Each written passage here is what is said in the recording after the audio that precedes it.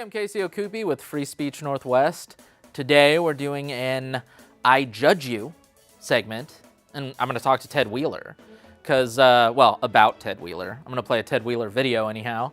And he's creating an ordinance, and it really infringes on the First Amendment, and I guess that's his thing. So I'm going to judge him on it, because I think it's bad and evil and stupid.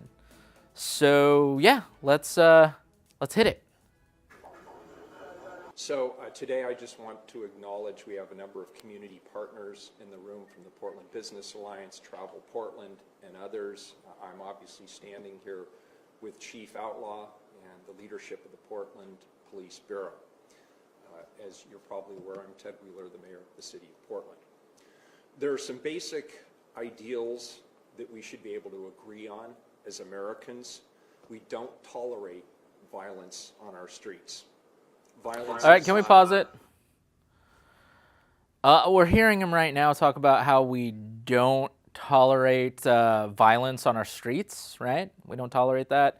Why does it take Ted Wheeler so long to actually talk to the police and say, hey, don't tolerate this, arrest them, instead of just stand on the side while they harass drivers, elderly people who are driving down the road, and then these elderly people are hearing that they need to take a detour, and Ted's like, well, we have to let Antifa do that, and then now hypocritically and untruthfully, he's saying that we can't tolerate violence.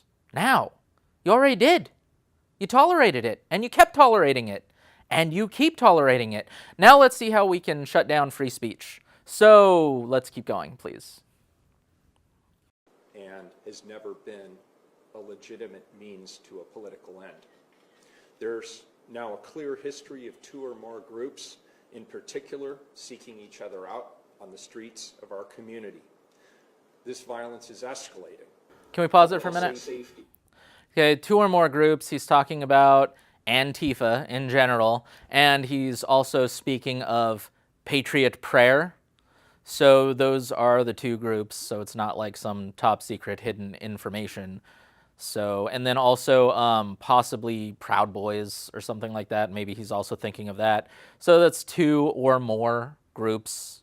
So let's continue, please. Is it at an increased risk? For example, on August 4th of this year, prior to the start of a scheduled demonstration, the Portland Police Bureau discovered individuals who'd positioned themselves on a rooftop parking structure in downtown Portland with a cache of firearms. All right, hold on a second.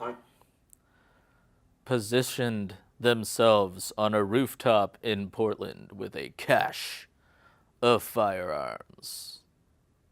So he's really painting this picture differently than, let's say, that you are a driver and you want to park in a parking garage. And you go to the top level of the parking garage, park your car, and let's say that you're one of the millions of people who has a concealed carry permit and you carry your gun. And by the way, you're walking past these people every single day of your life. You probably pass like 100 a day. You don't even know. And these are the people who would, if something crazy breaks out, some sort of terrorizing thing, these are the people who would shoot back, the people who would defend you. So he's really painting it into this secret spy, like up there ready to snipe people situation versus the probable reality. So that's the way Ted talks when it's not somebody who goes along with his beliefs and that structure. I mean, he's not specific. We can't know what really happened. We're going to have to just believe this narrative right now because Ted's saying it.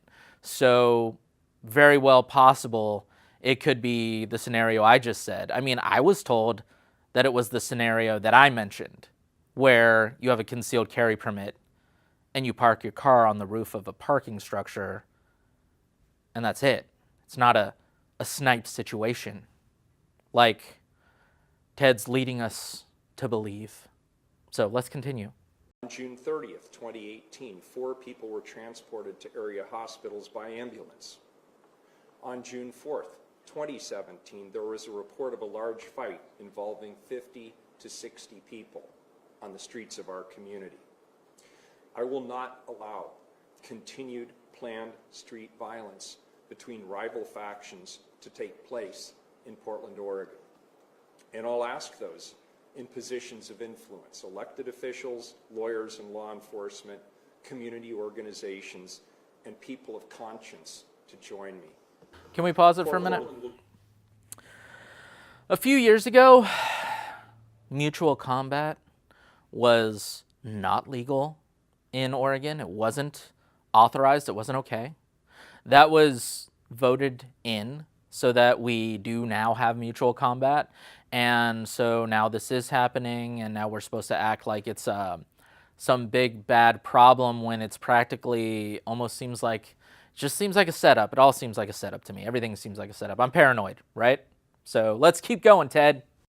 Do our part as well, which is why I'm introducing an ordinance to enact reasonable, content-neutral time, place, and manner regulations for demonstrations held in Portland, with the goal of protecting both the freedom of expression for demonstrators and the safety of the entire community. Can we pause it? Reasonable time and place ordinance. Reasonable. He's enacting it. Doesn't sound like I'm voting on it. So who's voting on it? Anybody? I don't hear anyone. So he's just enacting it, and it's reasonable. He's enacting something that's reasonable. Reasonable to who? Who? We didn't vote for it. I don't see some written up documentation that says that I approve you telling me when and where and for how long I can practice the First Amendment. Ted, I don't remember voting for this. But you're going to tell all of us, Republicans and Democrats, you're going to tell us where and when we can practice our constitutional amendment. That's the, the right to gather together and, free speech, basically. So the right to assemble. All right, well, let's keep going. I've also asked my staff to look at ways to hold accountable those who sap our public resources by using the city as a venue for planned street violence. As Portland does our part, I'll call on other jurisdictions to do theirs too. We have agreements in place with local, state, and federal law enforcement agencies, and we'll ask them to help us prevent violence. We will ask prosecutors and jails to enforce laws against those planning or engaging in violence. And we'll ask those with investigatory... Okay, can we hold on a minute? I'm trying to understand what that means. Prosecute those planning to engage in violence. You're not being specific enough again for me, Ted. I guess I don't get it. But when we're talking about prosecuting those planning, does that mean if I hold an event somewhere, hypothetically, if I hold some random event and something violent happens, if it's not my intention for violence to take place, do I get in trouble? Do I get fined? Do I get arrested? Ted, it's not crystal clear. You're just enacting things. So if someone gets into a fight at an event, is the event organizer in trouble for a fight that they did not want to happen? I don't know. It's not clear to me. So can we keep going? To bring forward a whole suite of options for changing the dynamics on our streets. This is not a partisan issue. This is not about ideology. This goes way beyond Democrat or Republican. Can we hold on a minute? This You're right, Ted. It's not a partisan issue. It's not Democrat or Republican. You're trying to F with the constitutional rights of everybody, everyone. It's not partisan. You're saying that where and when we can assemble for our free speech is going to be mandated by you. So that's everybody's constitutional rights. You're right. It's not partisan. All right, let's keep going. This is about delivering a strong and principled and unified message that we will not tolerate violence in our community. Thank you. I'll answer any questions you may have. What will the time manner restrictions be? To be specific, the police commissioner will need to show, first of all, an order of facts, 2 or more groups. There must be sufficient facts that 2 or more groups plan to demonstrate on the same day, and there's a history of violence between the groups, or there's a threat to the safety of participants and bystanders, interference with the ability to access public property, or the disruption of public services, or there's a substantial likelihood of violence at the planned demonstrations based on the conduct of the group or information gathered in advance of the event. All right, can we pause it? You're not my daddy, Ted. You're not. You're not any of ours. So when you're saying like you're going to judge things, you're getting all interpretive. You're going to interpret whether or not an event is going to get violent. You're too much in a parental role there. It's not cool because from what I've seen on these events, usually there's one group who's saying, we're sick of this. We're going to protest it. And by doing so, we're going to stand here or go on a little walk around a block. And then there's like another group who's like, we're going to counter this. We're going to be there. And, you know, we're going to possibly start a fight. There's two different things going on, okay? There's more than one group, and you're going to block a group's ability to have free speech because another group posts some sort of comment that we're going to be there and we're going to punch them in the nose. So let's say I don't get to talk if someone says they're going to punch me in the nose. So you're going to silence me if somebody else says that they're going to punch me in the nose. Because what? It'd be effort for you? You'd have to allow the police to do their job? You're going to allow them at that point?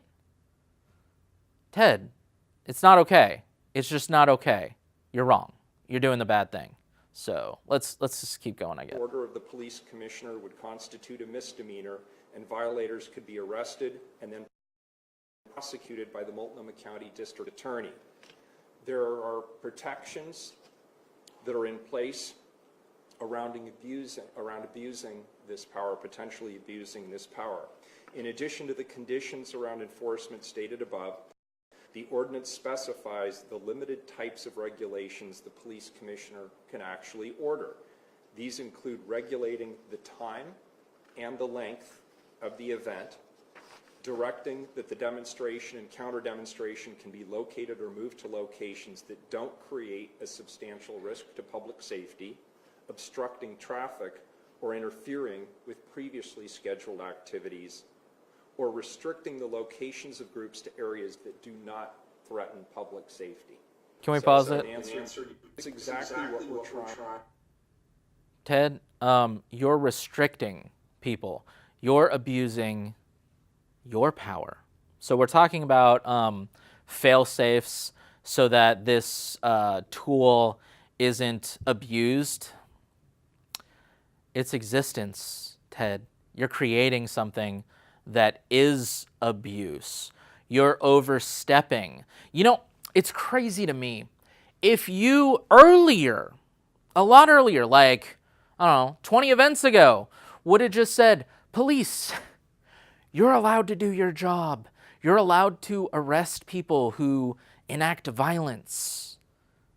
If you'd have allowed that, you wouldn't have to abuse your own power. You're abusing, well, all of us with your power. You're doing, its existence is the abuse. You just could let police do their job. You're disappointing. Can we keep going? To prevent. You have two groups in this particular case who have made it very clear that there is antagonism between them and there is an intent to commit acts of violence. And that is not acceptable. That puts everybody at risk. It puts bystanders at risk. Can we pause it for a minute? I don't believe that's true. I don't believe that every time somebody creates an event that they want violence. I think that's a lie. I think it's not true. I think some people kind of are trying to protest you, Ted, and I think you're taking it a little personally. Like when Antifa was stopping cars at intersections, and then everybody kind of did this uprising against you and kind of said that you're allowing them to do this, the police are just standing back, you're not ordering them to make arrests. I think this is you throwing a fit. I think you're doing this. All right, let's keep going. It puts the demonstrators and the counter-demonstrators at risk. It puts people who are there peacefully exercising their First Amendment rights at risk. It puts property at risk. And I think all of us can agree that it's unacceptable. Do you think enforcing assault and menacing could go a long ways before you even start to need to use this ordinance?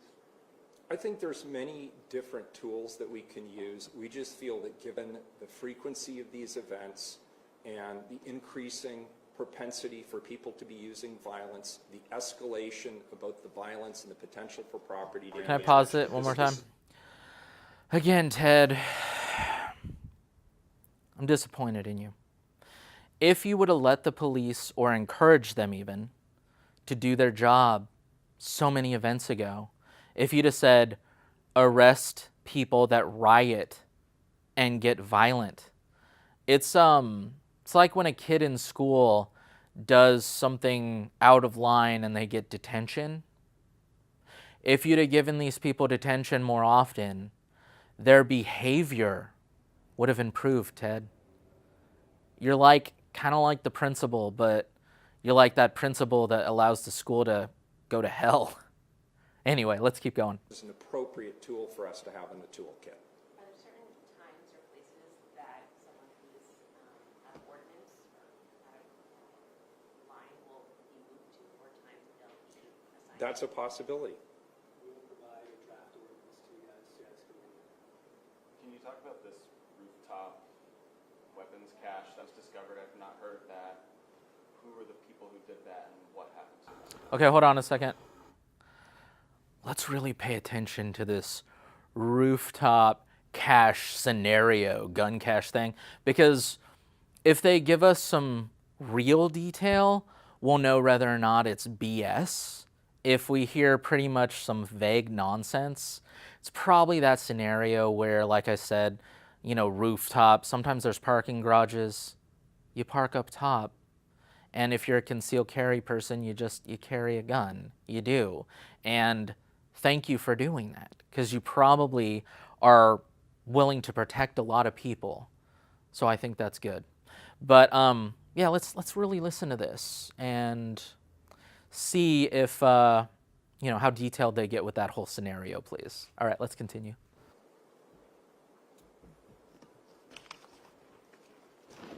Simply that there was a planned protest between the groups that we're talking about.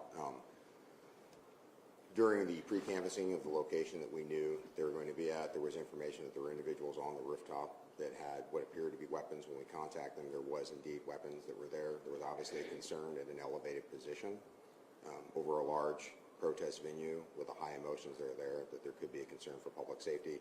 Those weapons were seized for safekeeping, and those individuals were redirected. Okay. Well, he's saying that there was like a concern for the safety of people. What that means is there wasn't factual premeditation. There wasn't. They were insinuating that people might get violent and, because of their emotions and everything. I'm willing to bet that these people aren't that emotional, but we'll see. Let's keep going. The individuals are redirected. So in some cases, depending on what what grounds that they had to legally possess firearms limited what we could do criminally, but there was measures for safekeeping which we could take immediately on them. But none of those people were charged or arrested. Not in that particular case. So you found people on the roof of the building with loaded firearms, and you just took the firearms away and let them go? We took the firearms away. We identified who they were. We looked to see whether or not prosecution would be available at a later date, but because of certain privileges that they had that were afforded to them, we could not prosecute them. What privileges? Can I pause for a minute? It's called the Second Amendment, lady. The Second Amendment. You ever heard of it? It's the right to bear arms. Yeah. And in Oregon, you can have concealed carry permits and things. So, I mean, what privileges? The Second Amendment. The right to bear arms. Concealed carry. Okay, it's pretty standard, pretty normal. As I said, I'm sorry if this scares you and hurts you, but you need to condition yourself to get a little tougher when I tell you that you're walking past people who are carrying guns all the time, and if something horrific happens, they're probably going to save your butt. All right, let's continue. To carry concealed weapons. And why hasn't the public been informed of this incident prior to now? I believe that that information should have been covered at a previous date. I don't have that answer for you. Okay, can I would stop have it for a minute? to look at more specific. The reason you haven't been informed about this until now is because it wasn't some big, scary, secret conspiracy where there were snipers everywhere. It's because it's actually kind of a common cliche occurrence. It's not a big deal. That's why we didn't let everyone know about it. All right, let's keep going. Event it was. Unfortunately, as the mayor said, the frequency of these events has occurred to the point where, to be very candid, there's a little bit of blurring in my mind as to which one's which. And which group were they affiliated? Okay, hold on. Let's pause it. He said there's a blurring in my mind as to which event was which. In other words, as I said, people carry guns. They carry guns. Good. All right, let's keep going. In this particular case, those individuals would appear to be affiliated with Patriot Prayer. And they just have loaded firearms, were there explosives or anything else? No, that would be illegal. All right, can we pause it? So now the narrative that's phony for everybody that we're listening to, because it's not spun by me, because I'm saying it a little more logical and real as to what reality is.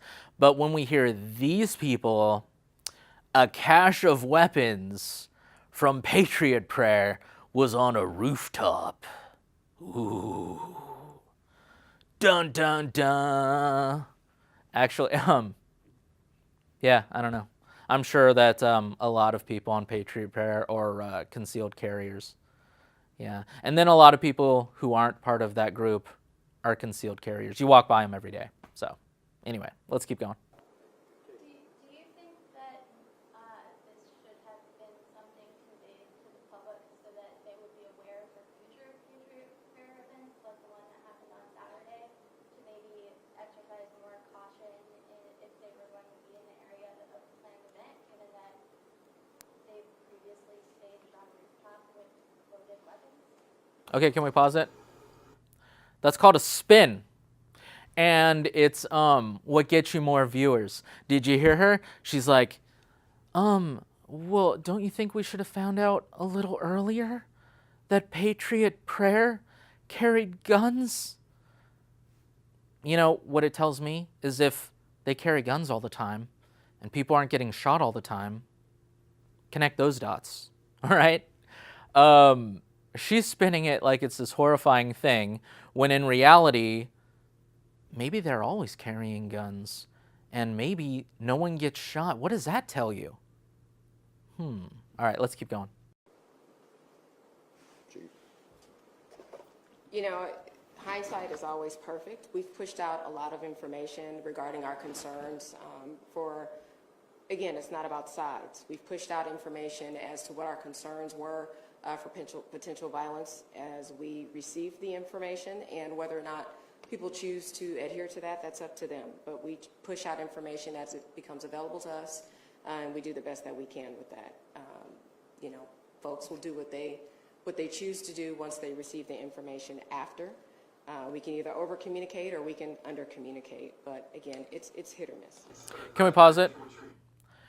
What that tells me is if there's a real concern about patriot prayer with guns, they're either not moral for not telling everyone, or there's not a real concern about them with guns because they have guns and they don't shoot people. Okay, let's keep going. Is people are sort of shocked that there were guns on a rooftop, and we have journalists here who look into things and look over your reports. We've released information about knowledge of guns before. We've been asked which side. We've been drilled, been tried to be forced down to say, well, which side has the guns? And what we've said in the past was we know of both sides having guns. We've shared that before. I see you looking and questioning. But we share information as we have it. Again, if that's something that, we should have pushed out before. I'm sorry? In what form is that shared? Whether it's through a press release, usually it's the briefing that we hold after the event and when questions are asked, depending on the questions of the journalists at that time. Again, since we know that there's information or lawsuits pending after the fact, we try to be careful with the amount of information and the intelligence that we had prior to, but I understand your question about that being a specific public safety concern, and moving forward, that's probably something that we'll reconsider. Can we pause it for a minute? So they do press releases, if you want to look that up. They said basically that during these things, I don't know if you caught that part since they didn't overly focus on it, but they said that both groups carry guns. Both. Oh no. All right. Let's keep going. Given that no one could be arrested or charged for bringing loaded weapons to a rooftop near a protest, which would probably scare a lot of people if they knew that it happened, do you feel that the law is actually insufficient to protect people and to, help the public when these demonstrations take place? So Can we pause it? They're saying the law is insufficient to protect the public when these demonstrations take place. No, they're probably not. The law's probably not insufficient. I mean, they've did a bunch of demonstrations and no one's got shot. Also, Ted doesn't really let them do their job. I don't perceive. I mean, I know that he's made statements. He doesn't stop people from, stopping cars and harassing people. He wants to stand on the sidelines when that happens.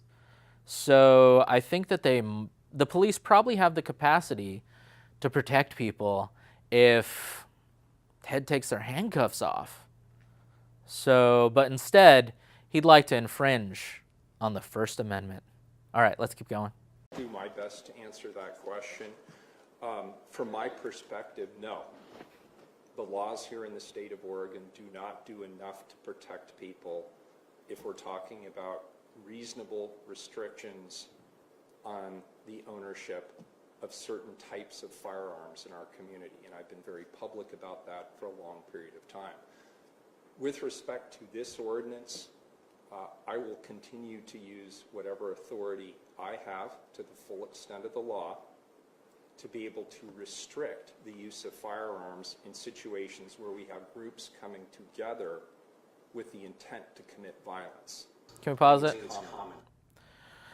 Well, I don't know. When someone's all geared up to shoot somebody because they're a murderer, if you're restricting someone's right to have a gun, they sure as heck can't shoot back. So let's say that there's a demonstration and some crazy person's like, I got me a gun and I'm gonna shoot people. And then you say that I can't carry a gun. You're kind of making me a moving target instead of somebody who's able to go on the offense. And when you talk about like restricting gun rights too, let me see, that'd be the First Amendment, and then we're talking about the Second Amendment now. It's 2 amendments. So Ted wants to attack 2 of them. Good. Oh, wow. You're getting a little more honest. I mean, if people can read between the lines. So first you want to get rid of the First Amendment, and now you're leading into the Second Amendment with the scary, mean old guns. You know, if you're so afraid of guns, if people are so scared of guns, get a gun. Shoot a gun. Don't be chicken. Get tough. Get awesome. I have guns. Guns. All right, let's keep going. Sense. Will this new ordinance treat permitted demonstrations the same as non-permitted? Because we've seen both happen in downtown over the last several months.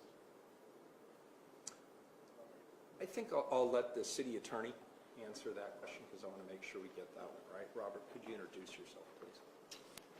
My name is Robert Taylor. I'm the Chief Deputy City Attorney for Portland. The question is, first let me address the previous question about what this ordinance would do for the situation where there were firearms on the rooftop.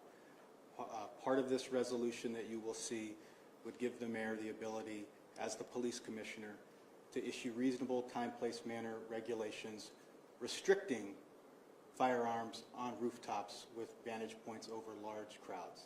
So you'll see in the ordinance that it describes... Can we pause it? This is another thing that's manipulative. It's manipulating people. It's trying to get them to think that there was a sniper on a roof. I have a car. I drive my car to parking garages. I park on the roof. If I have a gun, I'm not a sniper. You're not a sniper because you own a gun. You're not a sniper because you park on a roof. That's pretend. It's a lie. It's fake. Fake news. You've heard of fake news? That's what this is. You're allowed to park on roofs. You're allowed to own a gun. You're weird people. All right, let's keep going. That event, and then this ordinance gives the police commissioner tools to prevent that in the future. And close the city-owned garage if necessary. To your question about how this affects permits or non-permitted events. So this, when you get a permit, the permit is clear on what you can and can't do as far as the time, place, and manner of that permitted activity. So if you get a permit, you're bound by the terms of that permit and you can proceed. If there's other, where we get into issues or when groups announce, like they did this past weekend, very short notice, the intent to come and demonstrate without a permit, this would give the police commissioner the ability on that short notice to impose reasonable time, place, manner restrictions on that group. Even though they don't have a permit, we can restrict what they do so that they can exercise their First Amendment rights, but do so safely for the good of the community.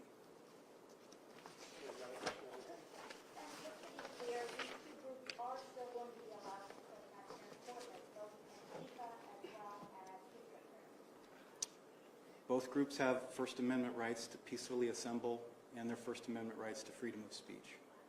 And their Second Amendment rights to bring guns to rooftops? Subject to reasonable time, place, manner restrictions, which is what this ordinance would do for the police commissioner. It would give the commissioner the ability to limit the time, place, and manner for these two groups who have a history of violence so that they could remain separate but peaceful in their demonstrations. And the mayor could also restrict where weapons were allowed to be in the city if he hears or discovers weapons where they shouldn't be. So you're still Can we pause it? God. Manipulation. Manipulation. Ted, you're dumb. And you're trying to infringe on the First and Second Amendment. Both amendments. I don't like you.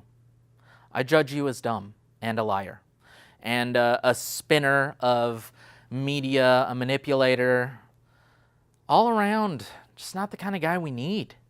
You know, I mean, when it comes to violating free speech, I think the hippies of the 60s would be very offended by this because they kind of like to gather and protest. So maybe if you were, you know, someone who was all into free speech, and right now you're listening to Ted and you're like, yeah, they should get to say where and when. Maybe you're a hypocrite, you know? Maybe you've lost your values. But I'm judging you, Ted. No, you don't get to infringe on people's free speech. You don't get to infringe on their right to own a gun. And you shouldn't be pretending all this stuff, this like super spy sniper stuff. It's a spin on media, it's nonsense. And just gonna end it there. I think I've made my point. And I've judged you, Ted. All right, this is Free Speech Northwest. Thank you. Yeah, let's keep playing it. I just want to hear it. As the members of law enforcement spoke about earlier, there are laws in place that allow people with concealed handgun licenses to legally possess weapons in certain places. So that's the law right now, and the mayor has expressed his view on that law. So what this would do is give the police commissioner additional. All right, hey, this is the postscript. P.S. Did you see where they cut that off? They cut it off where this is the law for the Second Amendment for guns right now. But what this does is give us the right to clip, and then they cut off that clip. They stopped it. So they're evil. Evil. That's evil, you know? If someone's trying to shoot you, shoot back, you know? Carry a gun. Do it. It's a good thing. It's literally a good thing. And protect people. You know, don't shoot innocent people. Protect people. Be a good person. So be afraid of politicians. Be afraid of Ted Wheeler. Be afraid of him. Because he doesn't want to protect you. All right, that's it.